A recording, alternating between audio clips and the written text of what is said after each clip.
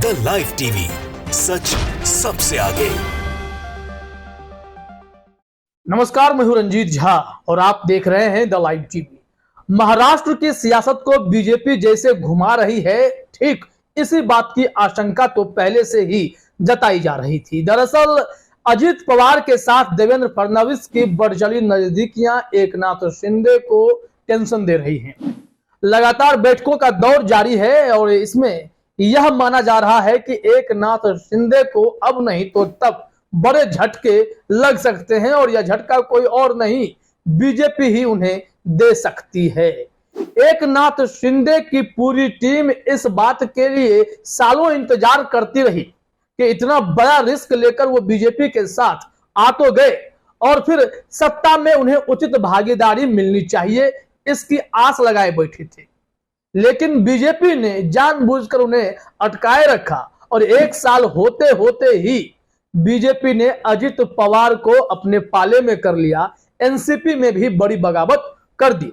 इसके बाद अब 3 लोगों के गठबंधन से यहां महाराष्ट्र में सरकार चल रही है। बीजेपी को पता है कि कब किसे कितना भाव देना है।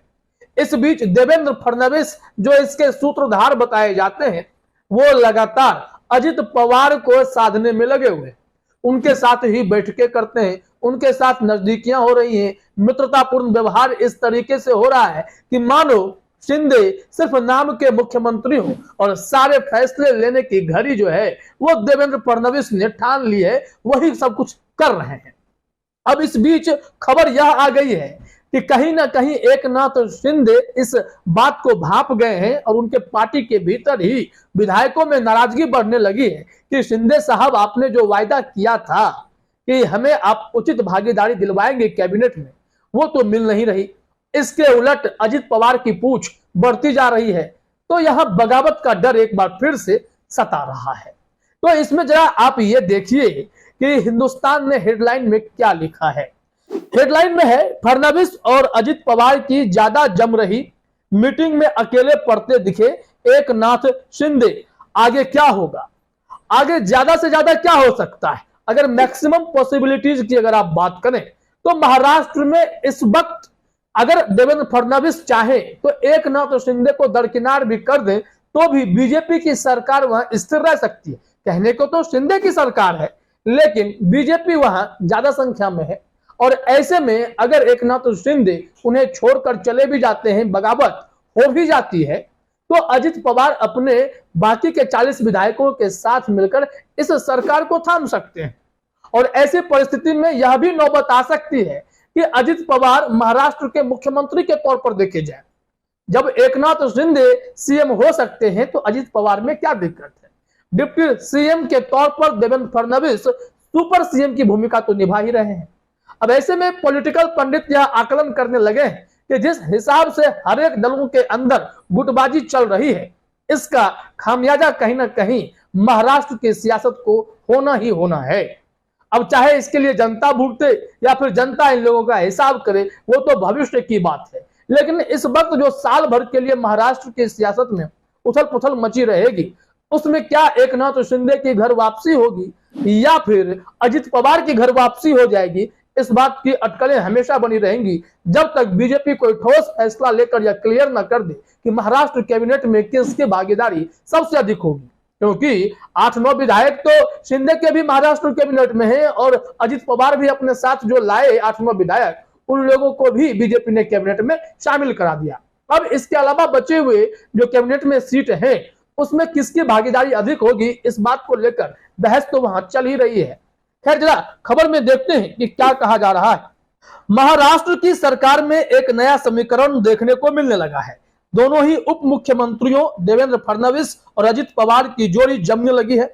इस टिकड़ी में शामिल मुख्यमंत्री एकनाथ शिंदे अलग थलग पड़ते जा रहे हैं।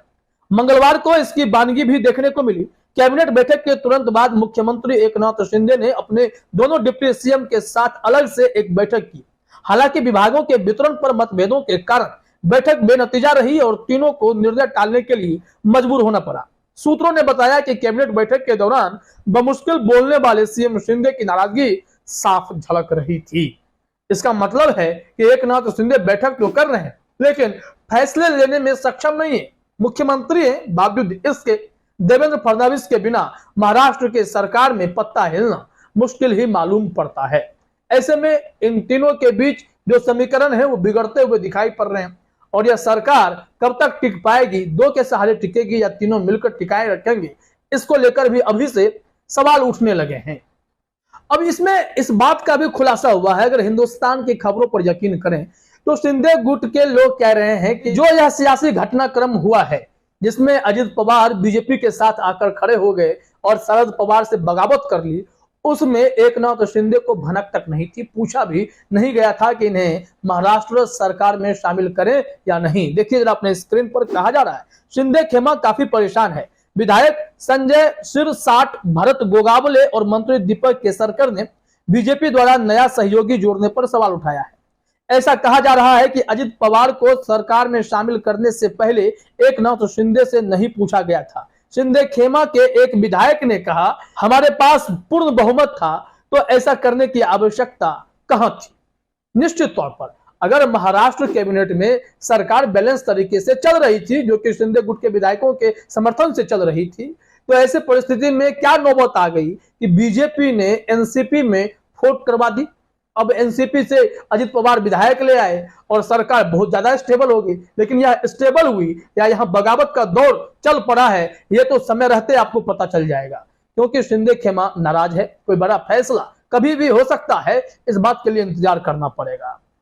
हिंदुस्तान की खबरों के मुताबिक जानकारी यह है कि मंत्री पद को लेकर, विभागों के बंटवारे को लेकर बवाल जारी है।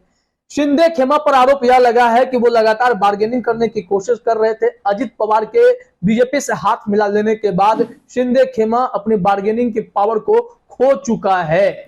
इसमें जो जानकारी दी गई है जरा अपने स्क्रीन पर देखिए। एक अन्य भाजपा नेता ने कहा कि अजित पवार और एकनाथ शिंदे खेमे को लगभग 13 मंत्री पद मिलने की उम्मीद है, जबकि भाजपा लगभग 16 मंत्री पद बरकरार रखेगी। उन्होंने कहा कि शिंदे खेमा भले ही शोर मचा रहा हो, लेकिन अजित पवार गुट के शामिल होने के बाद उसने सौदेबाजी की अपनी शक्ति खो दी है। उसे भाजपा के केंद्रीय नेतृत्व के आदेशों का पालन करना होगा। इसके अलावा शिंदे जी के पास कोई विकल्प नहीं है। दरअसल कैबिनेट विस्तार जो अटक रहा था, इसके पीछे की वजह शिंदे खेमा के तमाम विधायकों के मंत्री बना देने की जिद थी। बाद में यह निर्णय हुआ कि जो वर्तमान में 4 से 5 मिनिस्टर शिंदे खेमा के हैं, उन्हें भी बाहर का रास्ता दिखाया जाए। तो ऐसे में शिंदे गुट में छटपटाहट देखने को मिली और अब इस वक्त जो स्थिति आ गई है, खुद मुख्यमंत्री शिंदे के सामने उनके पार्टी के विधायकों ने डंके की चोट पर कहा कि आप जो प्रतिबद्धता हमारे साथ किए थे, जिस बिना पर हम आपके साथ आ गए, वो आप पूरा नहीं कर पाए हैं शिंदे जी। और ऐसे में स्थिति देखिए, महाराष्ट्र की सियासत में कौन सा भूकंप कब आएगा इसकी कोई गारंटी नहीं है। और इस बीच जो खबर आ गई है, अजित पवार और फडणवीस की नजदीकियां बता रही हैं कि शिंदे के लिए खतरे की घंटी बज रही है। अब नहीं तो तब शिंदे महाराष्ट्र सरकार से बाहर हो सकते हैं, नया मुख्यमंत्री भी आपको दिखाई पड़ सकता है। फिलहाल इस वीडियो में इतना ही। आप सभी का हमसे जुड़ने के लिए बहुत बहुत धन्यवाद। द लाइव टीवी, सच सबसे आगे।